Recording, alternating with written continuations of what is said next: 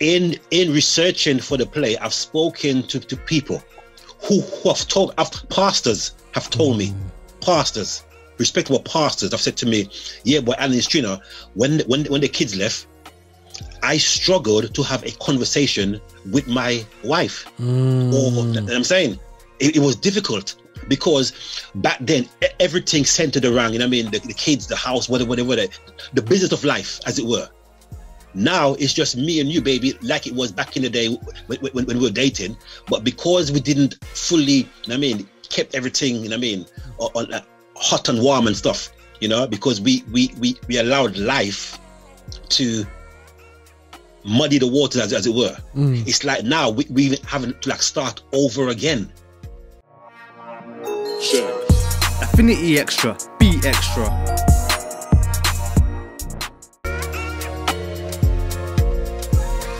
Yeah, my people, this is Roger Moore here on Affinity Extra, here to celebrate gospel music of black origin. I'm here talking about On The Edge show. As you know, you listen to The Edge and I talk about from all elements of creativity, from the especially from a black perspective. This is how we do it. We are not afraid about talking about the black issues from a Christian perspective, which is not out there, guys. We don't talk about it from a Christian perspective. We just let everybody else chat about it and we just pretend that nothing happens out there on the streets. But things do happen in our lives and we need to talk from our cultural perspective. And I'm here today talking to a crew, a team, sorry, because I'm not really into to theatre too much. I don't know what the crew is. Yeah, he's a crew. Yeah. The crew, the cast. That's it. You can tell I flunked out English and never paid attention in drama. But the cast for the midlife, I'm gonna say film, you know. I'm gonna say film, but I'm not gonna say film. I'm gonna say midlife crisis theatre production that is happening by the very version, and we have to compare. Like people compare me to Rio Ferdinand when I play football, so we have to compare Alan Charles to Tyler Perry of the UK. You know what I'm saying? You know, so, and because he's been doing this for a minute, you know, it's so easy to do two plays when you're in your 20s and in your early 30s, but to come back later on in life and still do what you do. You know what I'm saying? And still loving it. It's amazing still anyway. So yeah. But listen, guys, you know, we are like, you know, we're going to be talking to this crew. We're going to be finding what's this whole midlife crisis all about. And I'm just going to get the boss man, the director, the MD, the bank loan dude. Everything's on this guy's shoulder. You know what I'm saying? If it all goes wrong, it's on his shoulders. You know what I'm saying? When the guy goes like, so can somebody pay the bill, please? It's got to go to this guy here anyway. So sorry, Alan. Was it somebody else? But anyway, Alan Charles is going to explain it all. Why is this? And then we're going to bring somebody else into the cast as well, because now we got, I believe, almost the full cast. I think we have almost the full cast here. But listen, Alan, you kick off while I bring in Treyan.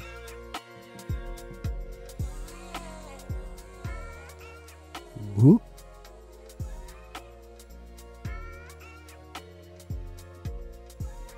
As Alan froze. Oh, sorry. Oh, sorry. Go.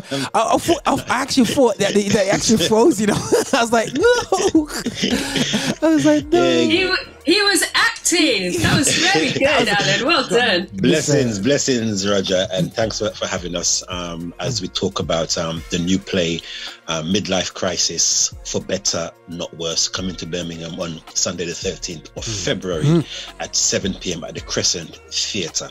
And so we've got the cast in studio via Zoom, so we're going to be sharing with you some of the characters, the plots, the conversations and the discussions about midlife crisis and how important it is to recognize whatever crisis you may be going through at that particular stage in your life. I didn't realize that it was so prominent, you know, and a lot of people, just having speaking to them about the play, have related that actually, yeah, they can see where at times they have reached that stage in their life where they've reached a crossroad in life and they didn't know which way to go. Had they achieved what they meant to have achieved, all their goals or their dreams, because you've reached a stage where you've lived enough of your life, but you still got enough of life to ahead of you, and you're wondering if you are where you should be in terms of your goals, your dreams, your aspirations. You know what I mean? The house, the car, the wife, the kids, the family, the career. Is everything in place? Have you have you utilized your abilities and skills to to the best of your ability, or are you lagging behind? And so sometimes that causes anxieties in yourself. And so as a result, if you're in a marriage, it can also affect the marriage as well, as you try to cope with this difficult period of your life. You may have a wife or a husband, and they are being affected by you going through this midlife crisis in your life, searching for identity, searching for validity, and just searching for self-contentment, self-realization, and just finding out if you are where you should be, basically. Wait. Okay, so he in midlife crisis now. Yeah, you know what I mean? Because you say from 30s, it's say we need it's them derogative terms, like it's all downhill now. Yeah, you put somebody puts that in somebody's birthday card when they when they reach 30. After the age of 30, see, it's all downhill now. You know what I'm saying? I'm like, thanks, dude. Yeah, you know what I'm saying? Okay, so obviously there was a need for this conversation. You had a heart for the conversation of lockdown. This conversation we don't really have out there within it, and I only can talk from my community perspective. What does it look through my community lens? And now I'm a church boy, some people may be Rowe boys or whatever, so yeah, I know people hide their escape through certain things which are not so much positive but very negative towards their spirit, themselves, you know what I'm saying, just to escape the feeling and the fear and not have anyone to talk to about midlife crisis. Now, is this something which you guys, which you heard, or you getting feedback back from people who says, oh, I never knew somebody would talk about this, I've been going through this for years, I've been stuck? Have you had already that sort of feedback from people? Yeah, I've heard that people are very excited about the play, because most of the people, obviously, I'm in my 50s, so the people that I'm speaking to, and they recognize that they have been going through it, they went through it, or they're currently in it, and the actual vehicle of the story is where we've got a couple that have been married for like 26 years, so the bills, the mortgage is paid, oh, not me. The kids have left home. Yeah. And it's now the two of them, husband and wife now. And they look across at each other and they realize that I'm not sure I know who you are. I'm not sure I love you. I'm not sure that this marriage is fruitful. It seemed fruitful because we had the kids and the mortgage to take off some of the distraction. But now it's the two of us together. Did we invest in us two?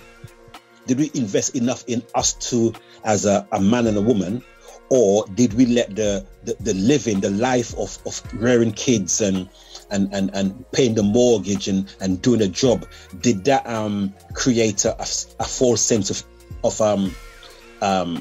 protection, so that now that it's just the two of us now, we haven't got enough to carry us to the next level, because we don't have that distraction, because sometimes a lot of marriage stays together for the sake of the kids, or you stay together for the sake of the mortgage, understand? But now that those things are gone, you don't have that to rest upon now. Do you have enough now for the two of you in your 50s, in your 60s, I mean, to take it to the finish line? And so those are some of the challenges that the play outline. You must invest in your marriage intentionally. You must intentionally invest in your marriage and put the protection around your marriage, or you're gonna end in crisis. So why didn't you do this 25 years ago when I just got married? But anyway, nah. So where all these things when I was getting married 20 odd years ago, man? Oh my goodness! Because what happens with Roger is like, okay, when you're in your 20s, you have dreams and you have goals. Sometimes you get married, and sometimes those dreams and goals have to go on the back burner. True. While you take care of marital business. So you might you might have been a footballer, or you might have been a singer, or whatever. But now that you're married, you can't really pursue that because that's true. You understand? Yeah. So now that you've reached 50, 45, 50, 55, you may have seen a fellow friend or colleague who has achieved that goal. So he's now in the Premier League or just finishing whatever he's doing, and you didn't get to accomplish. And you may have been a better footballer or producer or singer than that person, but because you got married, and the marriage probably didn't allow you to pursue whatever interests you may have. You know, you're now looking back in regret as well. And sometimes you look across at your wife or your husband, and you're probably blaming them for you not be able to. You understand? Straight, man. Like that's crazy. Now let me just put it out to the cast. You know, guys, great. I found a really great, cool phrase now. I know, but cast the. Listen, guys. Was this triggering for you guys doing it? Because, you know, this is a subject which was there some sort of reflection while going through the script and looking at your own personal lives and whatever there's still, did you guys have to go through that element of reflective kind of like looking at yourself? Because this sounds like something which affects everybody. Let me come in here. Yeah, I think it can affect everyone. But again, it is like what Alan was saying, is how do you conduct your life as you go through that life? And you know, I work with women who are over 40 who are having their midlife crisis, and the thing is, society puts a lot of pressure on women to if they have a family, put their children first, which I'm not saying you shouldn't, but just like you do on the plane, where you put your own oxygen mask on before you put it onto anybody else. I think that women don't usually do that. I think they just it has to be the children first. But when the children get older and they go to university or even teenage, and they don't really, they don't really need their mum as much anymore, then they're like, okay, well, that was almost my life purpose, and now what? So for me, it's interesting. Some of the things that I'm saying, I've said to my dear husband, and which is quite interesting. But I think I have a different kind of outlook on it, because of, you know, I try and encourage women to say that your life is not over. You still got another 50 years maybe left. So although I see it in a lot of friends, I see it in some of my clients as well. But I don't think it has to be that way. Cool. Nah, sweet, that's sweet. Anybody else? Everyone looks scared, you know. Everyone's like, yeah, man, we get you to play, everything cool, I'm ready to take on life going forward. You about to say something, Lorenzo? Yeah.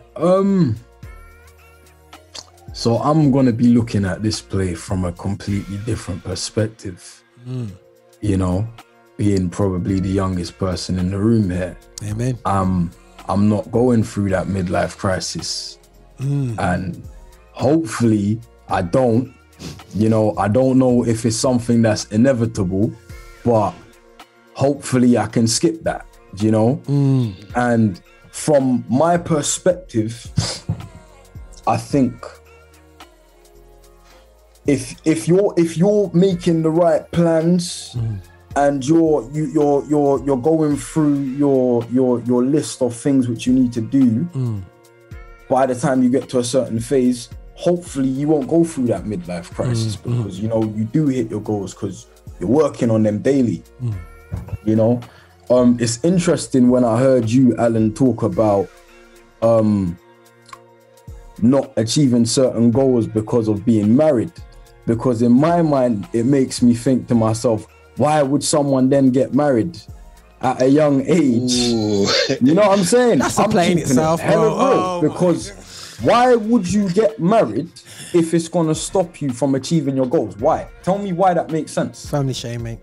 You know what I mean? Because Alan, you're in trouble now, you know. no, Okay, because okay. Now, Alan. I really feel like just from my brain, yeah, I'm thinking, all right, cool. I'm assessing this marriage here before I do it. Cool. I may love this person or I may not. But if anything is gonna cause me to jeopardize the best interests of my future, and this marriage is a part of it, I don't think it might be the best thing for me. And you are young and idealistic, and I love that. That's great.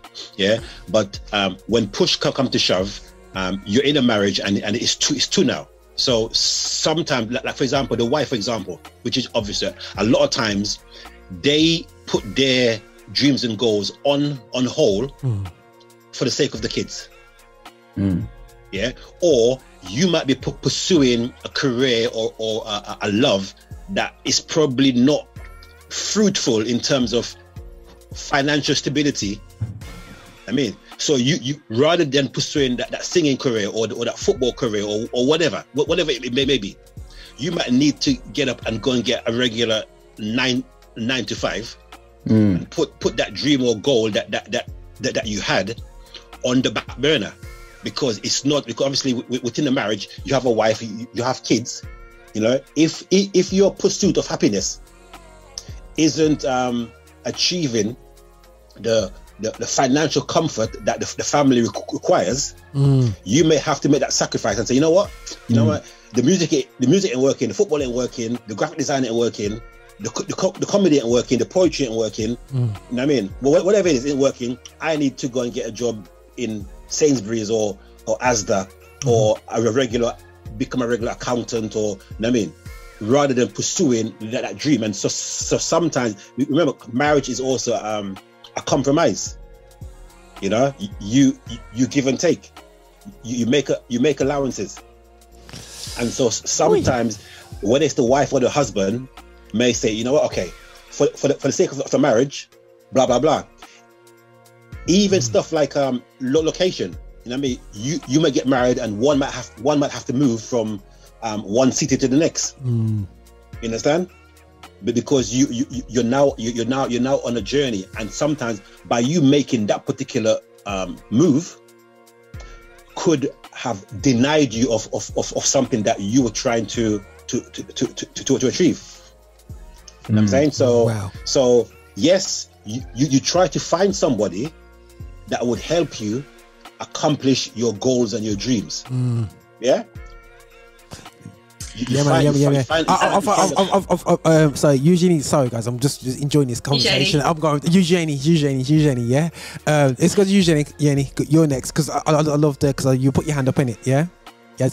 Go for it. So, although I agree that there are situations like that, the last thing that you said there was find somebody that can help you achieve your goals. And I just think, actually, you know what? And this is for you, Lorenzo.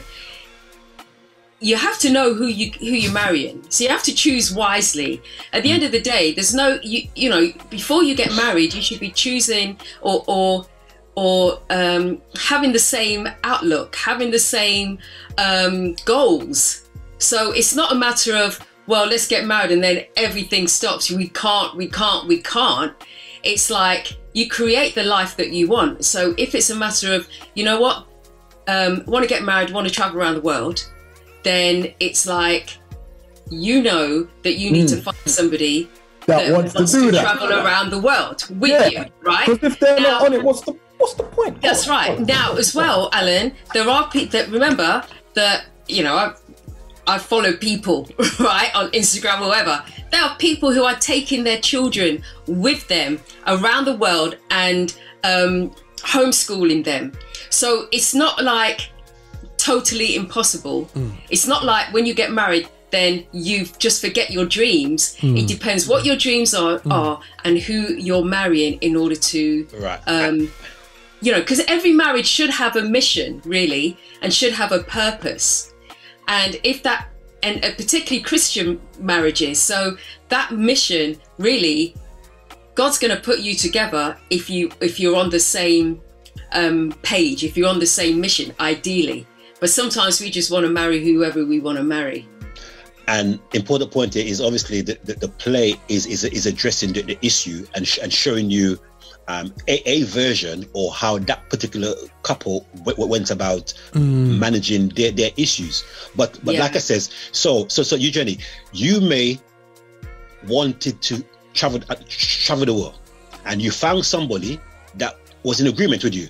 But when you start doing life, when the kids come or when the mortgage come, you may not be able to achieve that at a particular time, because there are more pressures and priority than you going around the world, and not everybody has the ability to homeschool or take their kids around the world with them. We're talking about the average man and the average woman out there who don't have that luxury, you know. Right. So that would be an example of you wanting to travel the world, but you got married. When you initially got married, interest rate was low, for example. Now it's gone sky high. Somebody lost their job or had to take a lesser job. So you now have to sacrifice on going around the world, 3 times a year to 1 time a year. And so, yeah, go ahead. Yeah, I hear you. But at the same time, it's not just about, one person wanting to travel around the world. They both do. So therefore, it may be, actually, if we want to do this and we want to be out for 6 months, maybe it's not about buying a house. Maybe it's about renting. So it all comes into the plan. And so there may not be a mortgage. It may be, you know what? Yeah, let's go and travel around the world now. And then in 10 years, that's when the kids when we'll start settling down and having the kids. So it's not like it's not, because, I don't know, you kind of saying it like getting married is almost a death sentence to your dreams. Okay, right. To your dreams. Okay, guys, right. Anyone listening in right now, it was going, oh, wait, what's going on here? Definitely, this shows how triggering it is. The cast is always just chopping it up. Well, I see pure teeth coming from the Lloyd video section anyway, still, yeah. And I hear no noise, you know what I'm saying? Pure teeth. Listen, Lloyd, come in, bro. You know what I'm saying? Unmute yourself and come true, bro. All right, so I wanted to say that people change. Both people in the marriage change in the marriage. Who I was at 20 was not who I was at 25, 30, or 45. And unfortunately, some people do grow apart within the marriage setting, which might lead to that midlife crisis based on their wanting to be a footballer or wanting to be an artist or wanting to be a singer, and not being able to do that. That frustration eventually gets to them when they're in their 30s or in their 40s or possibly in their 50s, 60s. They no longer want to be in that setting because they didn't grow together. Maybe their plan wasn't conducive for who they are. So again, I'm just saying, who I was in my 20s was not who I was in my 30s, and again, not in my 40s either. So just for the record, marriage is beautiful and honorable. It's a wonderful institution. I'm not, I mean, so I don't want to get. I'm just talking about the challenges. Because I mean, in researching for the play, I've spoken to people who have told, pastors have told me, pastors, respectable pastors have said to me, yeah, but Alice Trina, when the kids left, I struggled to have a conversation with my wife. I'm saying it was difficult because back then everything centered around, the kids, the house, whatever, the business of life, as it were. Now it's just me and you, baby, like it was back in the day when we were dating. But because we didn't fully, kept everything, on hot and warm and stuff, because we allowed life to muddy the waters, as it were. It's like now we having to start over again in getting to know each other. Understand? So the play is dealing with the challenges of life. It's not saying that no, marriage is beautiful, and yes, I mean we honor it, but we're also dealing as saints in the body of Christ some of the challenges that we're going through. Because as well, sometimes, Sister Eugenie, we paint marriage as being so beautiful and so glorious that we don't want to admit the hard work and the challenges that's in it. So people get married thinking, yeah man, better rose. And when 2-3 years lick them and the reality lick them, they think, oh my gosh, I didn't know this. Because sometimes as Christians, we don't want to be honest and talk about the issues and the challenges that we may go through, because we want everybody to view our marriage and our life as being wonderful and glorious and red tinted glasses. So sometimes we're not real enough. And so the play, to me, throws up some of the reality and the challenges of what your average couple may go through. Yes, there are people who don't go through it to that level, but it's real talk. You know, it's real issues we're dealing with within the play. I think, you know, I did a podcast a few weeks back with a colleague in Birmingham, and he's we were just saying basically the stats are ridiculous now. It's over 60% of marriages are breaking up. I must say, guys, you know, all the guys that are like a little bit older than me, who are in their 50s, early 50s, they're on single wives and just smiling and praising God, you know. And I'm going, hold on a second, did I misread the Bible when I was 18? And you know, so the thing is, I as I said in the podcast there, I come humbly as a guy that realizes that I am but a small breath away of maybe me being in that same situation. You know, the whole super approaches we're having at 18, 19, going, yeah, God's got me, we got to be here together and whatever. But the reality show is, I look back in my life and there's never been a true healthy conversations continually about marriage. We have little conversations, little trickles about here, but our only input has been from the secular world. You know what I mean? And people always go to the extreme and says the only input I have into marriage is porn, but I'll go straight into some lesser things, like, you know, even what we can go and look at EastEnders, we can look at all these programs. They all have influences on how we treat marriage and whatever, but we don't talk about it in church. So we've been influenced by so much media platforms through how many Kevin Samuels, I don't know if you guys know about this guy Kevin Samuels. Yeah, you have all these guys on YouTube have more of an influence in our marriages, with our community, than the church itself. So this is why I have to, it's great seeing the conversation here, guys, seeing you guys go, hey, get the bats out and stuff, but at the same time, it's a conversation that I had with my guy. We couldn't even finish. It's such a, I'm a married man, it's an uncomfortable conversation, because at the same time I'm angry because I wish I had these conversations when I was 16, 17, 18. People get married just to fulfill desires and thinking it's okay and different things like that. And then when they realize this later in life, as Lloyd says, you change characters. I got married, I met my wife 19, I got married at 21, you know what I mean? And like, you know, I'm 45 now, but I'm a different man to who I was when she met me when we were 19. You know, I might still be green teeth, but you know what I mean? But apart from that, different. Let me just say something, Roger. You said that you wish you've had the convo when you was younger, right? Yeah. Are you saying that was because nobody gave you the convo? Because sometimes in our youth, we don't want to hear.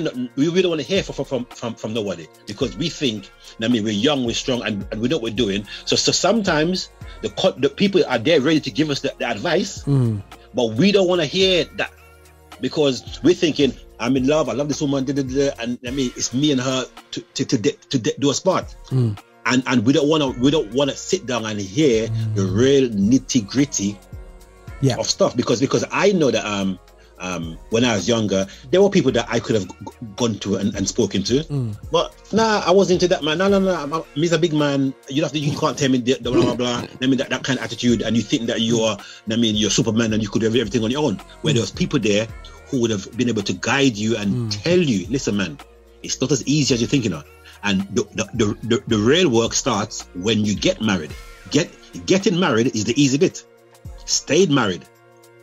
But what I would say as well is this is what is beautiful. What you guys are doing through Midlife Crisis, you're creating it on a platform, another way of communicating to people, because you might not be able to take your dad sitting you down and explaining things to you and counselling you, or brother Smith or brother Simit or from church and whatever coming in and sitting down with you. You might be thinking, oh, this is dead. But when you're using creative platforms to communicate real issues to people, it starts to actually resonate more in them. And I hear what you're saying in terms of communicating with a generation, but the reality show is we have to look at the different ways they're taking information. You know what I mean? Even if you have to bring it to TikTok, you know what I'm saying, the conversation before you meet somebody, are you dating, or are you court, or is it courtship? Bringing in certain of these conversations on other platforms apart from the stereotypical of sit down and let me just tell you what you need to do in life. People may not be able to. So I hear what you're saying, and maybe there's parts where I'm thinking that some things you just learn yourself, but 100%. But I'm thinking from a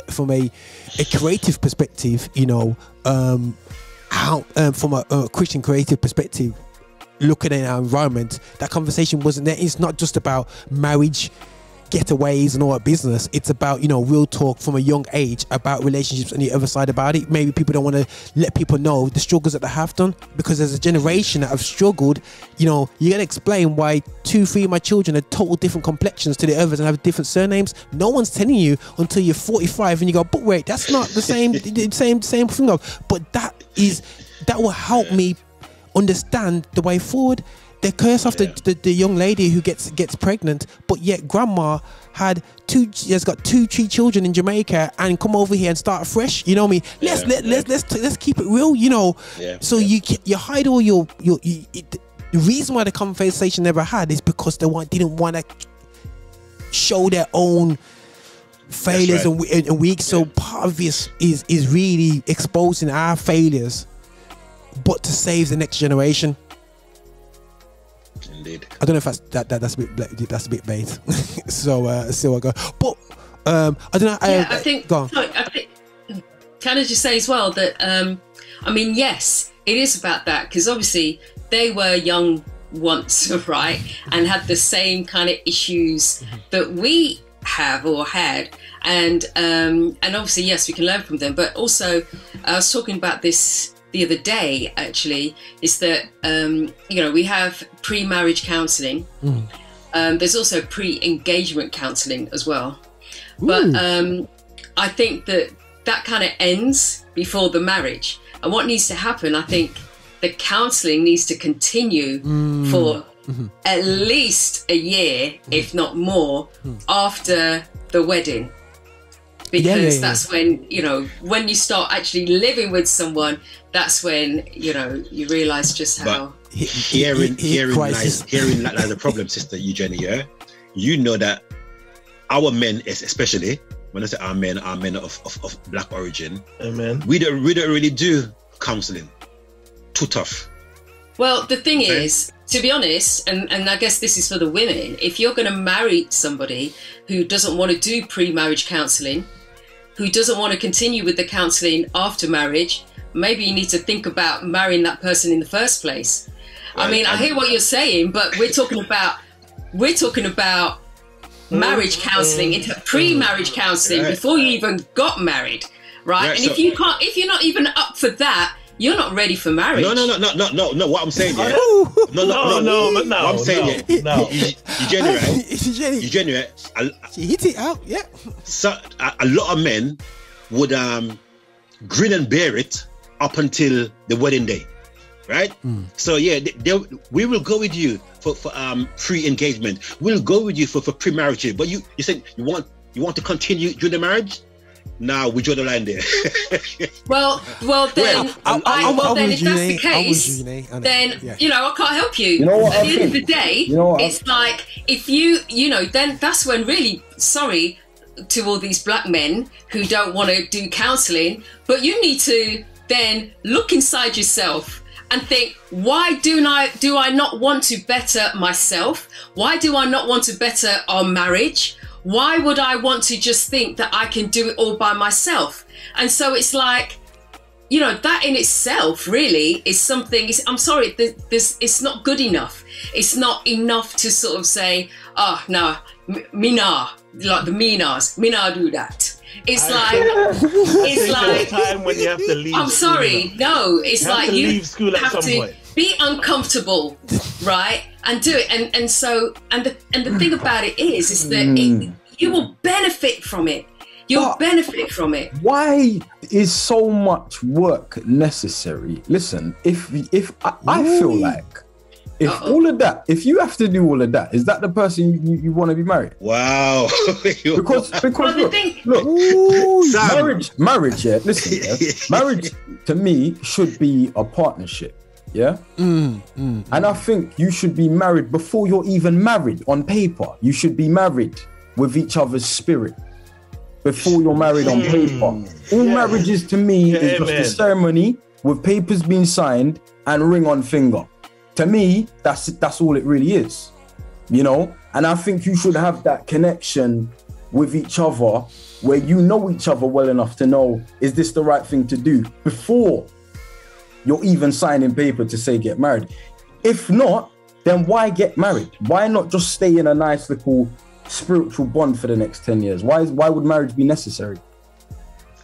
Also, I just think, I feel that, you know, when you're in a marriage, you communicate well with your wife. You don't have to communicate with your wife and then a next counselor. You may just want to keep it in-house. Communication may not even be that good, because remember, you're bringing two people, right, who, in terms of good Christian marriage, right, two people together, right, who had their own brought upness, right, and you know, that might be different, and then you're bringing them together to live together and have to deal with different things like how they wash up, different things like, you know, just the whole thing of how you just live. And that them little things can get under your skin. And so it's not going to be, regardless of how, you know, you're on this, you know, you have this connection, all of that kind of stuff. But it can be, you know, if because obviously a lot of us in relationships are related to how our parents were, right? So it could be that one spouse thinks that, well, I shouldn't have to tell you about, so it's this. When the other one thinks, oh no, we need to sit down around the kitchen table and discuss it. So you may not know that, maybe without counselling, but you know, when you come together, how things are. Because remember, when you're just in a relationship, everything's just wonderful, and you love is blind, as they say, and you know, you don't see these things. What I would say is that something I've mentioned a lot of times doing my show over the past year or so, yeah, and I've been speaking to my friend who's a mental health nurse and whatsoever. She's a practitioner looking into the black community, and something that's really weird over here compared to US, yeah. US, you notice they always reach for the family counselor. They always it's a natural part of their thing, Bob. If there's crisis coming up, they book in to see the counselor. The church, the pastor was major part in that as well, in terms of thing, Bob. And they always have a professional counselor to turn to. And I feel in the UK, you know, myself, I'm to be honest, guys, I'm going more with what Eugenie is saying, because I do feel that, you know, the biggest, the end of the day, so yeah, we have been tight-lipped for so long as black men over this, and we've seen the decimation of next boys generation, because we have not, especially when we're coming from they're gonna realize that what really broke me when I went to Africa is I realized that, hold on a second, I'm black, but the reality show is that when your humanity has been absolutely stripped out of you, and you have to then try and rebuild yourself as a race and as a man upon slavery, upon being a cattle, you know what I'm saying? You know, how can you don't even know we have no identity. My name is Roger Moore. My friends can look at the name and say, yeah, I'm Yoruba, I'm Igbo, I'm this, I'm that, I'm that. What am I? You know what I'm saying? When you're taking these things out of men, You know what I'm saying? And then you're starting on that foundation. You know what I'm saying? There's a lot of lost men. I know from my Caribbean men perspective. So it's so crucial for me going forward. I have to go with Eugenie, guys. I hear what you're saying. The man don't want to like, yo, I don't need to be. It's not about just helping. It's about guidance, about understanding how to communicate. There's things, and the thing is, the best scenario going into a relationship for me is to sort your garbage out, but 99.9% out of the times we bring our garbage of our childhood into our thing about issues with our cousins and our friends and our families, and we take it out on the partner. Now, me as a man, I don't want to take on anybody else's rubbish, but I have to. It ends up I have to, and it's not nice. You know what I'm saying? So sometimes, you know, guys, for your own mental health, trust me, it's good to talk in a safe environment, because when you go into unsafe, for me, you end up doing something that you may regret. You know what I'm saying? That's just my humble personal opinion, and I hear what everyone's saying and whatsoever. You know, I'm not saying that I know it all because I'm 20 odd years into marriage, but ultimately I find that as I change my character, you know, as I made mistakes, you know what I'm saying, it's just good to sometimes just be in a safe environment to talk these things through. I never had too much of that on the way through, you know what I'm saying, and also taking on board things of the past. It's really, really hard, you know what I mean, and because of the brokenness in our community, we can't just get jobs. We said, yeah, we're gonna get a job. When you keep on saying get lost, you know what I mean, when you're walking for the interview because of your colour, who do you cry to then? Who do you moan to there? You know what I'm saying? And man's are saying I can just do a thing and make a quick G. You know what I'm saying? You know, and you know, it's very hard, you know what I mean? And then being a Christian, being nice, and but it seems like everybody, you know what I mean? So there's so many things, but this is what I'm saying. This is what about midlife crisis it is. and it's hopefully I explain myself okay there, guys. Yeah, perfectly. I mean, I agree with you as well. But my thing is that when you're having that relationship, yes, you have to create that space to talk, create that space to be able to relate to each other, or relate how openly and honestly how you feel. You have to do that. You have to have that space, that place to do that. Sometimes, obviously, time life doesn't give you time to do that, but you have to remember the importance of it. Yeah, that's what I'm saying. Yeah, within the marriage, and not so much about going to somebody else to fix your marriage, but you know, being able to do that within the marriage that you have, creating it within your marriage. Yeah, I agree, but I also think that it's just generally, not even within a marriage, but also outside of a marriage, be able to talk. Obviously, you got to know who you can trust and who you can talk to, but it's just that whole general thing of. Like you said, about our mental health, and sometimes we do hold it in, and sometimes, like, you know, like, I mean, because Alan said it really, it's like we give labels to people and say, well, I'm a black man, so therefore I don't do that, and it's like, and that's not, I don't think that's helpful, because it's easy to hide behind, to say, well, no, we don't do that. And we have so many things as black people that we don't do, where really it's like, yeah, but why not? Yeah, why not? We gotta let go, man. We gotta let go. Also, Alan, you're talking there and you're on mute, bro, my brother. Why not? Because, you know, sometimes it's part of our upbringing. It's what we know. It's our trauma that we're dealing with. It may go back generations. So these are stuff that we are highlighting in the play that we know we need to sort out. You know. So for another thing is that we also know as well that black men as a whole, we don't really do the doctor thing, the hospital thing. True. Either. You know what I'm saying? And these are stuff that, you know what I mean, that growing up now and reaching the age where I'm 50, you realize that some of these stuff that we now do, we have to do it for our spouse or for our kids or for the next generation. So I'm just in the play, we're highlighting some of the issues, some of the obvious issues that sometimes we know it's there, but we still play it down. But the issue is, the reason why black men are dying of say prostate cancer is because we're not going to get getting checked early enough. Me there, Bridget. You understand? Yeah. But no, the reason why our marriages are not working is because we're not going to the counselling. Understand? So it's there, and it's just we need to be more open and honest about some of our failures. So the play just acts as a Bro, we're just talking about the title, guys. I hope people listening in or watching this on YouTube, guys. We're just talking about the title, Midlife Crisis, yeah. And I'm sure that we could go on for another 2-3 hours here still, yeah. You know what I'm saying? Debating the whole thing about, and that's what's beautiful about this. It creates. So if everybody wants to, I think you guys need to have the after party discussion. You know what I'm saying? Just say, yo, let's go to so and so's yard, man. Let's cook up 2 food there still, yeah. Let's break it down, you know, until 4 o'clock 5 o'clock in the morning. All right, yeah, we need to let it go, guys. Yeah, but so okay, so we're talking about. So let's talk now about like some of the characters in the play. Yeah, I mean, cool. Lorenzo and Lloyd, they're not really going through midlife crisis per se. So maybe you guys can tell us about yeah, man. your particular character and how you fit into guys. this midlife crisis thing. Yeah, man. Lorenzo, you want to take it off? Yeah, cool.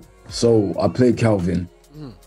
And without giving away too much, obviously, he's just come from prison and he's staying with the Bailey family, who is going through the midlife crisis. And he's going through a phase in his life where he's constantly seeking acceptance from people. And he has tried to change his life around from his life of crime and doing all kinds of foolishness.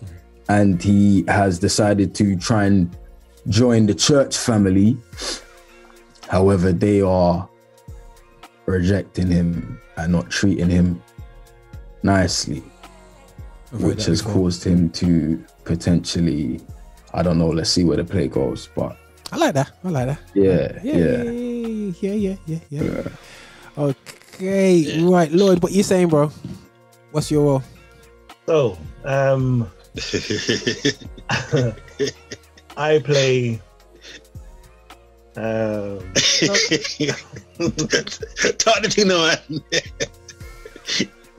I play a young man, a man who is driven by his goals. Who knows what he wants, and in pursuit of what he wants. And what is your conflict? What do you want? Unfortunately, the person that he wants, she's married, but I believe that she's not really going to continue with the marriage. Oh, so yeah, okay. So you're helping to he's a marriage breaker. Yes, home wrecker. He's a home wrecker. He's a home wrecker. No, he's a marriage counselor. He wants the best for the lady in the marriage and for himself, and the best he feels is himself. Right. Okay. So I mean, I think the guys are probably scared. They think that they're going to give too much away. But really and truly, what it is the wife is going through her midlife crisis, and so is the husband, right? And so the home isn't as it should be because both of them are going through their midlife crisis, right? So there is a slight division within the marriage, and so Lloyd's character offers some respite to the wife. Oh, the husband. Right. Okay, it's like that.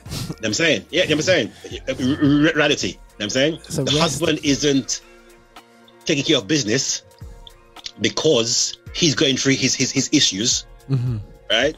And so the issue that the wife is going through now is that, listen, I'm in this marriage, but it's not exciting as it should be. It's not as fun as it should be. Blah blah blah. And there's somebody else who is probably giving me the attention that I'm not getting from my husband. How does she now? That she needs. How does she now manage that situation where her husband isn't giving her the attention and somebody outside is? You know, and so we have that tension as a Christian woman, married woman, godly woman, but the husband is not delivering the goods, You know, she's frustrated. She's, I mean, whatever. But there's somebody out there who is, I mean, waving, I mean, ready. Candies and sugar and honey. I'm ready, man. I'm ready. Right. Yeah, and so it's the real issue in the church, in the marriage, that sometimes there are outside temptations. Yeah. And how do we deal with that? All right, guys, you heard this. This is the squeaky bum. Yo, guys, you don't even need to go and watch no Bel Air or Netflix, man. You can Netflix. You can leave Netflix at home. Like, you don't need to watch no You or anything out there. Still, yeah, with them traumatizing relationship thing, because we got another traumatizing church drama. We don't even need Greenleaf, brethren. You know what I'm saying? You know, Greenleaf is off. It's paused. It's finished completely. You know what I'm saying? You know what I mean? So we're gonna get the UK brown leaf. Yeah, you know what I'm saying? And we start the new, you know, and yeah, it's no, that sounds, and you know what the guys is, you know what's that's crazy, it's not even the case you guys have eased into this, you know, and you've gone straight for the juggler with his subjects, and I do appreciate the you know, this is the one where, you know, it really is a reflective things, especially for people who are married at my age group, because it could be, and I think that it'd be good, you know, to really keep open dialogue or even set up dialogue spaces for people afterwards, because I think that there will be a lot of trauma afterwards, you know, when people watch something, because I think that sometimes when people come out of a phase in their life, you know, they can spiral out, and it may be really good for you guys to reach out to some strong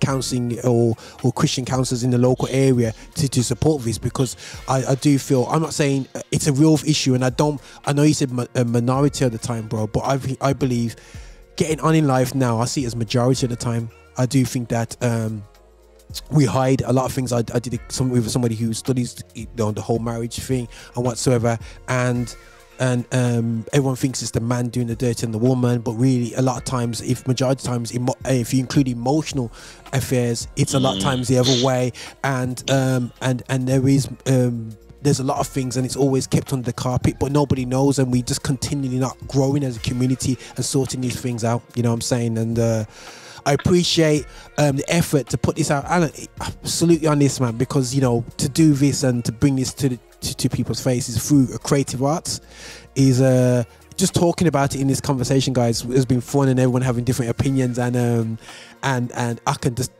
see how the night will go anyway. So yeah, but 100% I will be there. I've booked it off long time anyway still, yeah, so I'm making sure I will be there on Sunday the 30th, the day before Valentine's Day. But as Christians, we don't bother with the Valentine's Day thing, do we? You know what I'm saying? We don't bother, so don't worry about Valentine's Day. It's too expensive. It's a commercial commodity, some synagogue thing. So, you know, we not do no pagan thing here. So we just, you know, instead of, you know, we can meet up, and don't worry about being vexed for Valentine's Day. We save it for the next weekend. You got a week to sort it out, man. You know what I mean? And you got prayer meetings to sort it out as well. But listen, before I have to close this off, guys, you know what I mean, it's been a fantastic conversation. Anything you guys want to just finish off on, and well, I just had an interesting thought, while we were talking, and this could go into a long debate, but I'm just gonna say it anyway. Yeah, go on. When is the point in which someone in a marriage should say, okay, this isn't working out anymore. It's been 6 years of counseling or 3 years of counseling. Maybe it's time to end this.